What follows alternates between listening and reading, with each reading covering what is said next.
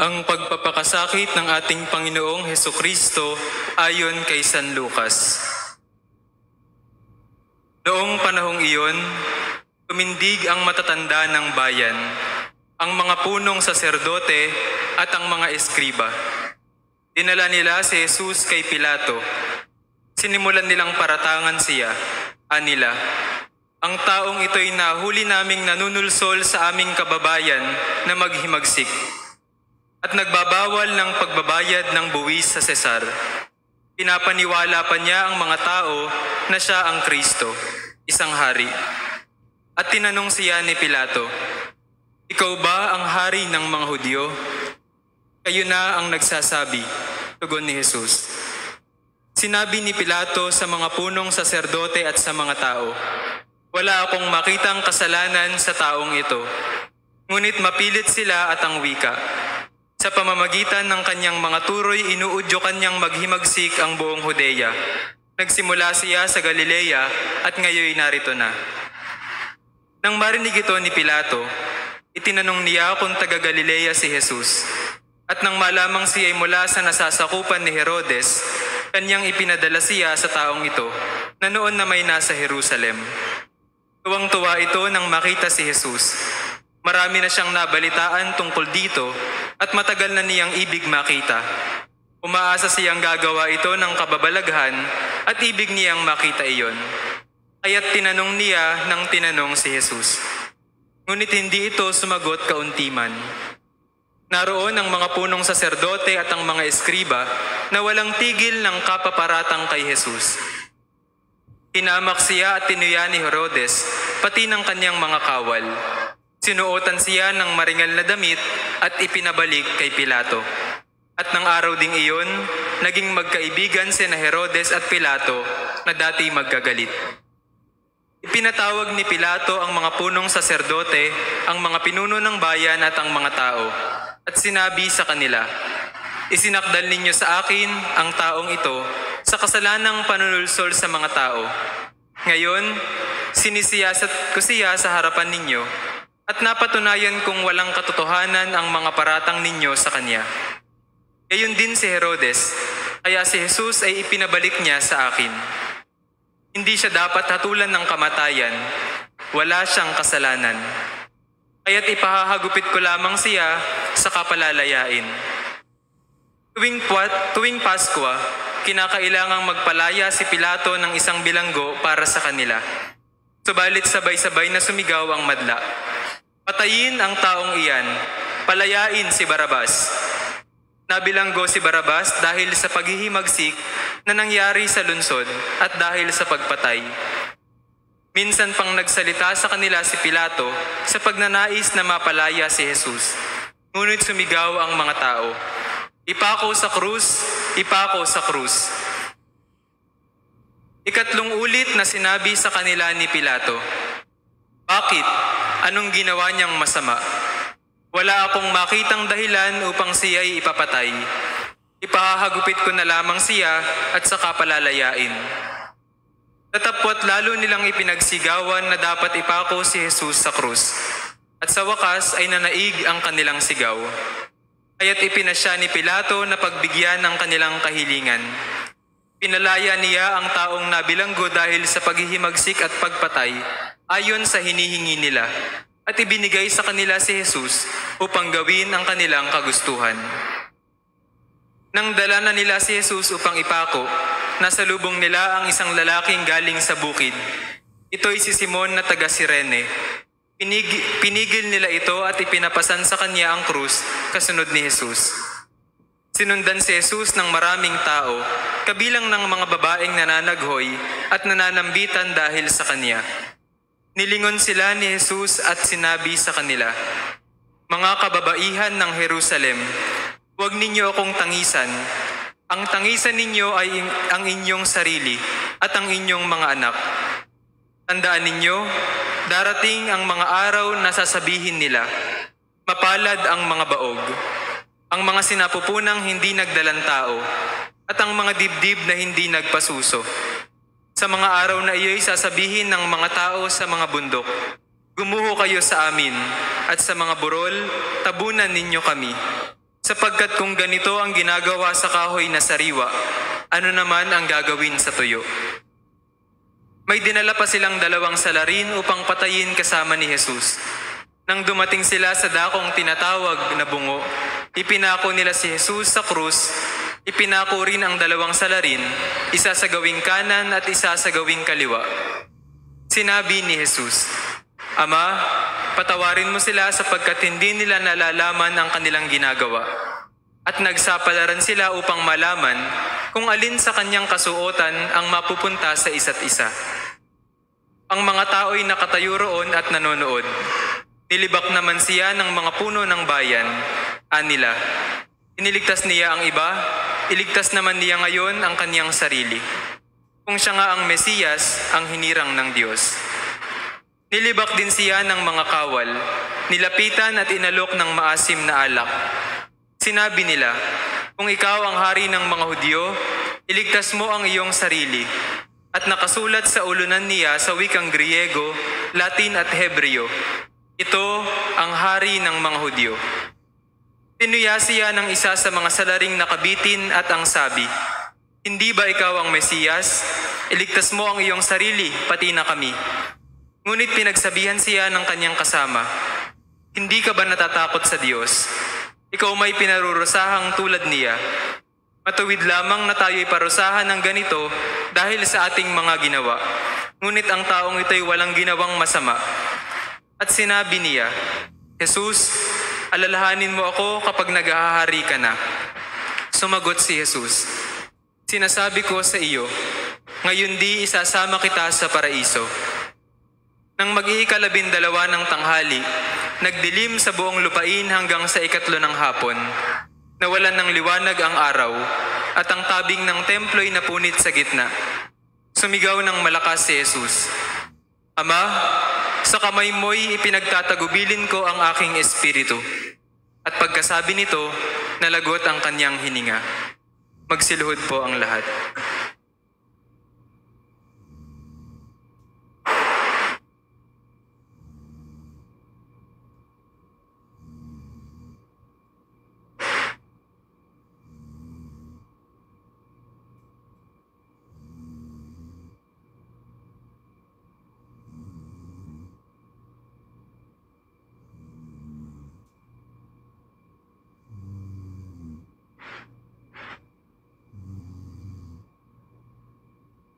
Magsitayo po ang lahat. Nang makita ng kapitan ang nangyari, siya'y nagpuri sa Diyos. Tunay ngang matuwid ang taong ito, sabi niya. Ang nangyaring ito'y nakita ng lahat ng taong nagkakatipon at nagmamasid. At umuwi silang dinadagukan ang kanilang dibdib. Nakatayo naman sa di kalayuan ang mga kaibigan ni Jesus, pati ang mga babaeng sumunod sa kanya mula sa Galilea, at nakita rin nila ang mga bagay na ito. Ang mabuting balita ng Panginoon. Manatili pong nakatayo.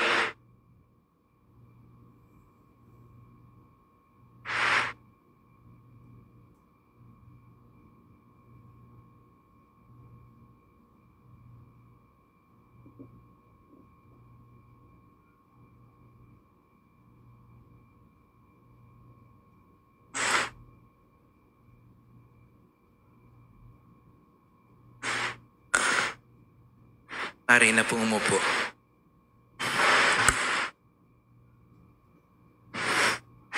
Sa araw na ito, Domingo de Ramos, Linggo ng Palaspas, ay sinisimula natin sa misang ito ang mga mahal na araw.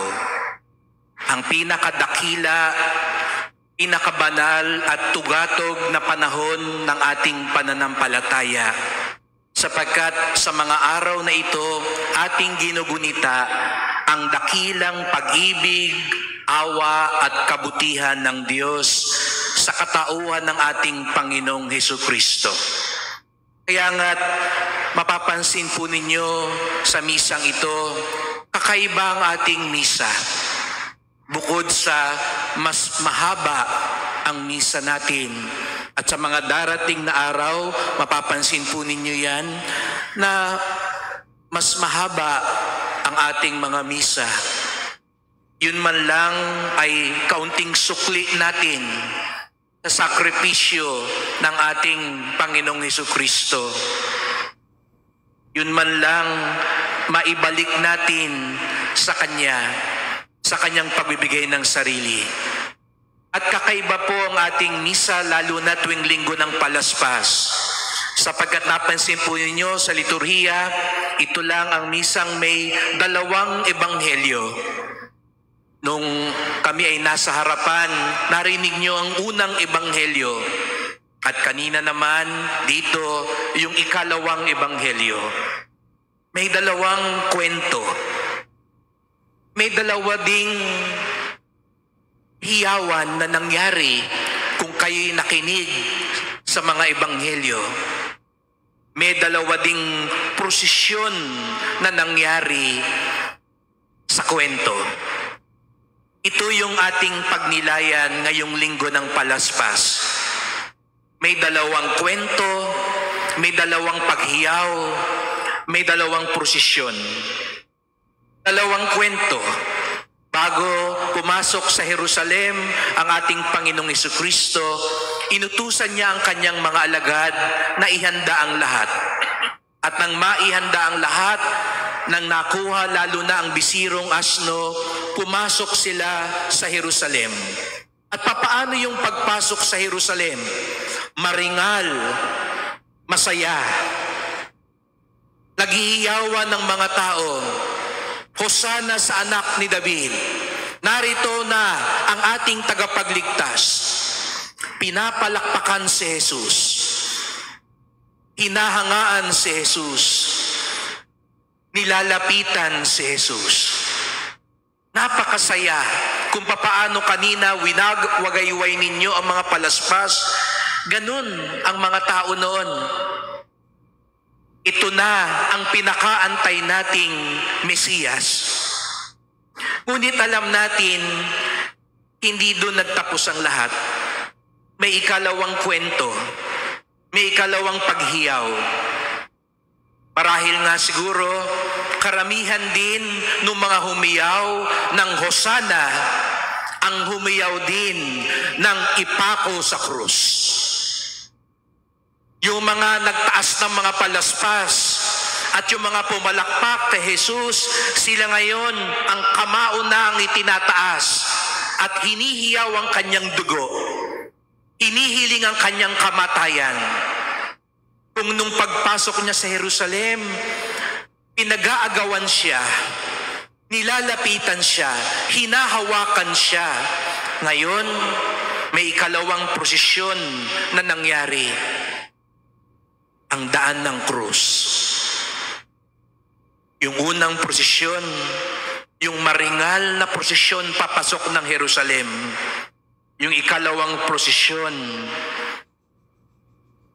yung kadusta-dusta at nakalulugmok na daan ng krus. Kung pinag-aagawan at nilalapitan si Jesus, ngayon naman, sa daan ng krus, pinagtutulakan siya, pinandidirihan siya, nilalayuan siya. Bakit ganon? Anong nangyari? Bakit nagbago? Ang saya-saya ng simula. Napakaringal ng simula. Ngunit nakita natin, naging malungkot, naging mapuot, naging masaklap ang nangyari. Bakit ganon? Bakit may dalawang nangyaring magkaiba? Siguro sasabihin nyo, kung ako lang ang nandun, di ganyan ang mangyayari. Siguro sasabihin nyo, kung tayo ang kasakasama ni Jesus, baka naiba ang kwento. Ang panahon din ng mga mahal na araw ay panahon din para humarap tayo sa salamin. Hindi lang sa salamin ng silid natin, na mas pinag-uukulan natin ng pansin kung hindi ang salamin ng ating puso at budhi. Sana po ngayong mga mahal na araw, binibigyan tayo ng panahon, walang trabaho, walang pasok, para magkaroon tayo ng pagkakataong humarap sa salamin ng ating budhi at kalooban. At mabalik tayo sa tanong kanina, bakit pa bago-bago? Bakit pa iba-iba? Simple lang po ang sagot. Humarap tayo sa salamin. Wala naman din ho tayo pinagkaiba dun sa mga tao nung panahon na yon. Di ho ba tayo rin pabago-bago, paiba-iba? Sabihin mo ngayon, oo. Mamaya, hindi na.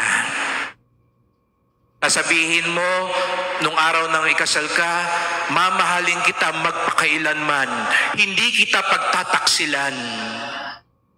Baka wala pang ang isang taon, nakalimutan mo na ang ipinangakong iyan. Nung nakita mo yung anak mo, nung unang beses mo siyang kinalong at dinala, maiyak-iyak ka pa. At sasabihin mo, ito ang aking dugo ng dugo, laman ng aking laman, pinakamamahal ko. Ngayon, kulang na lang, bugbugin mo ng walang latay at mura-murahin mo ang anak mo. Siguro nga dahil sabihin mo, pasaway na ho buti pa nung sanggol siya, hindi umiimik, hindi sumasagot. O dili kaya, sabi mo, makapasok lang ako sa eskwelahan na ito, matanggap lang ako sa trabahong ito, pag-iigihan ko, gagawin ko ang lahat. Nakapasok ka lang sa eskwelahan yan, ngayon, nagbubulakbul ka na. Nakapasok ka na sa trabahong yan, ngayon, panay break time na. Pinangako mo dati, gagawin mo ang lahat. Pagsusumikapan mo ang lahat. Iho ba tayo rin? Paiba-iba? Pabago-bago? Paliko-liko? Huwag tayo magtaka bakit ganyan ang nangyari sa Panginoong Jesucristo. Sapagkat magpahanggang ngayon, siguro nga, hindi tayo sumisigaw ng ipako sa krus. Hindi tayo sumisigaw na mamatay na siya. Pero hindi rin natin siya pinipili lagi sa ating buhay. Siguro nga ngayon, itinataas mo ang palaspas. Sa ibang simbahan, dun po sa Quiapo, itinataas pa ang kamay. Pag dumadasal, pag nagpupuri, nakataas ang kamay. Pero baka mamaya pag uwi sa bahay, yung kamay na yan nakaganyan kanina, nakaganon na, o nananampal na, o nangungupit na. Bago-bago. Yung mga alagad, sabi nila, hindi ka namin iiwan, sasamahan ka namin. Mabilis pa sa 4:00, nagkalasan sila. Sabi nga dun sa Ebanghelyo, nanonood na lang sila sa malayo sa mga nangyayari kay Jesus. Ngayong araw na ito, ngayong linggong ito, dinadagukan natin ang ating mga dibdib at sinasabi sa Panginoon, patawad po sa mga pagkakataong paiba-iba kami, pabago-bago kami, paliko-liko kami. Ngunit napansin niyo mga kapatid, pagamat 2 kwento, 2 paghiyaw, 2 prosesyon, merong hindi nagbago sa takbo ng kwento. Si Jesucristong Panginoon. Pinapalakpakan man siya o sinisigawan na siya, pinupuri man siya o sinasaktan man siya, nilalapitan man siya o iniiwan siya, isa lang ang nananatili sa kalooban ng Panginoon. Nais kong tignan ninyo sa inyong mga isip at kalooban ng larawan ng Panginoon, panatag na panatag sa lahat. Hindi siya naapektuhan ng palakpak. Hindi lumaki ang kanyang ulo nung pinapalakpakan siya. Hindi rin siya sumama ang loob nung iniiwan siya. Nanatili ang kapayapaan, nanatili ang kapanatagan, nanatili ang katapatan sa kanyang puso. Kaya nga mga mahal na araw ang ginagawa natin ngayon. Ito ang ipagdasal natin. Tayo na paiba-iba, pabago-bago, salamat na lang na ang Panginoon natin hindi nagbabago sa atin. Mahal pa rin niya tayo kahit nakakalimot tayo. Maawain pa rin siya kahit na pabago-bago tayo. Sapagkat patuloy siyang nagtitiwala at nagpapaubaya sa kalooban ng Ama. Gusto mo ba na manatiling panatag?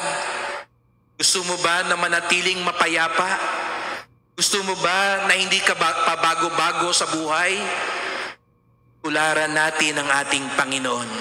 Ipagdasal natin na manahan sa ating puso ang kanyang taimtim at nag-uumapaw na pagpapaubaya sa kalooban ng Ama. Maging dasal natin ngayong mga mahal na araw, ang dasal ni Jesus. Hindi ang kalooban ko, kung hindi ang kalooban mo, Ama. Sa iyong mga kamay, itinatagubilin ko ang aking kaluluwa. Kapag ganun daw, ang nasa bibig at puso natin, pagtitiwala, pagpapaubaya, pagsunod, sa gitna ng maraming pabago-bago sa buhay, mananahan sa atin ang kapanatagan, ang kapayapaan, at ang pagmamahal ng Panginoon. Mahal na Panginoong Jesucristo, salamat po. Hindi kayo pabago-bago. Hindi kayo paiba-iba. Papasok kami ngayong mga mahal na araw, tigib sa pasasalamat, pagsisisi, at higit sa lahat, pagtitiwala at pagpapaubaya gaya ng ginawa ninyo. Amen.